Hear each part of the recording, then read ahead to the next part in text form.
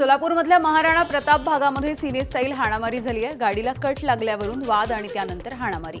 6 जण जखमी झाल्याची माहिती आहे। या हाणामारीची सगळी घटना सीसीटीव्हीमध्ये देखील कैद झाली आणि पोलिसांमध्ये गुन्हा दाखल झालाय। अकोल्यामधल्या खदान पोलीस स्टेशन परिसरामध्ये विश्व हिंदू परिषदेचे कार्यकर्ते आणि मुस्लिम तरुण यांच्यामध्ये वाद झाला। विश्व हिंदू परिषदेच्या कार्यकर्त्यांचा फोटो काढणाऱ्या मुस्लिम तरुणाला मारहाण। मुस्लिम तरुणानं हिंदू मुलीला 5 दिवस घरामध्ये डांबून ठेवल्याच्या नंतर अकोल्यामध्ये तणाव। नंदुरबार तालुक्यामधील समशेरपूर या ठिकाणी अफवेमधून एका बेघर व्यक्तीला मारहाण करण्यात आली आहे। मुलं पळवणाऱ्या टोळीमधील सदस्य असल्याच्या अफवेमधून ही मारहाण झाली। 6 जणांवरती गुन्हा दाखल करण्यात आला। कायदा हातात न घेण्याचं पोलिसांचं आवाहन। आणि त्याची तक्रारवरून पोलीस स्टेशन नंदुरबार तालुक्यामध्ये 269/2026 गुन्हा हा ज्यांनी त्यांना मारहाण केली त्यांच्यावर नोंद करण्यात आलेला आहे। लग्नाला नकार दिल्याच्या रागामधून विरारमध्ये दुहेरी हत्याकांड घडलेला आहे। प्रेयसी आणि तिच्या आईचा मृत्यू झालाय। आरोपीचा आत्महत्येचा प्रयत्न। नाशिकच्या देवळाली कॅम्पमधील मिलिटरी हॉस्पिटलमध्ये औषधांची चोरी। तब्बल 82 लाखांच्या औषधांची अफरातफर। मुंबईहून आलेली औषधं सैन्य दलाच्या हॉस्पिटलपर्यंत पोहोचलीच नाहीयेत। पोलिसांमध्ये गुन्हा। सेवानिवृत्त कर्मचारी विनायक कांबळे यांच्यावरती संशय। भंडाऱ्याचे खासदार डॉक्टर प्रशांत पडोळे यांच्या शेतामध्ये चोरी झाली आहे। शेतामधून वीज मोटारीसह मोटर पंप देखील चोरीला गेले। खासदार प्रशांत पडोळे यांचा पोलिसांच्या कार्यक्षमतेवरती सवाल। गोंदियाच्या सुंदरनगर परिसरामधून 2 किलो 70 ग्रॅम गांजासह 76,000 रुपयांचा मुद्देमाल जप्त झालाय।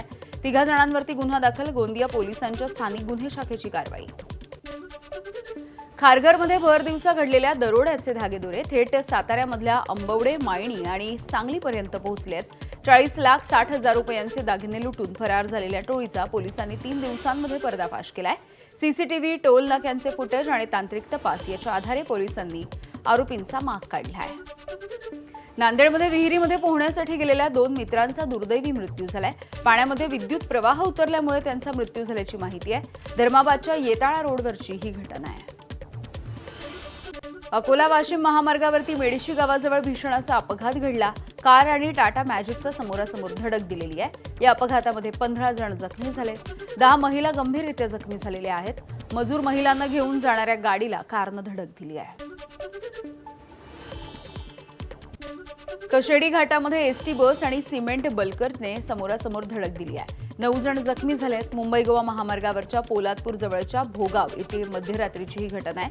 या अपघातामध्ये दोन्ही वाहनांचं नुकसान झालंय। अपघातग्रस्त बस ही खेड इथून बोरिवलीच्या दिशेने निघाली होती। भंडाऱ्याच्या मोहर्णा ग्रामपंचायतीमध्ये सरपंचाची बनावट स्वाक्षरी करून गाव विकास योजनेच्या रकमेची अफरातफर। लाखांदूर पोलिसांनी फरार असणाऱ्या ग्रामसेवकाला वर्ध्यामधून अटक केली आहे। अहिल्यानगरच्या पोलीस अधीक्षकांच्या कार्यालयाच्या समोर सुवर्णकारांसाठी आंदोलन। शेगावच्या बोधेगाव इथल्या सुवर्णकाराला बेकायदेशीरपणे ताब्यात घेऊन अमानुषपणे मारहाण करण्यात आली। पोलीस कर्मचाऱ्यांवरती कारवाई करण्याची मागणी करण्यात आली आहे। 16 एप्रिलला भागवत आधापुरे यांनी कोतवाली पोलिसांनी ताब्यात घेऊन त्यांना मारहाण केली होती। नंदुरबारमध्ये खतांची टंचाई टाळण्यासाठी विशेष नियोजन। 1,07,000 मेट्रिक टन खताची गरज आहे, तर 28 टन बियाणांची उपलब्धता। यंदा 2,95,000 हेक्टरवरती खरीप लागवडीचा अंदाज आहे। कापूस आणि मक्याच्या लागवडीमध्ये देखील वाढ अपेक्षित आहे।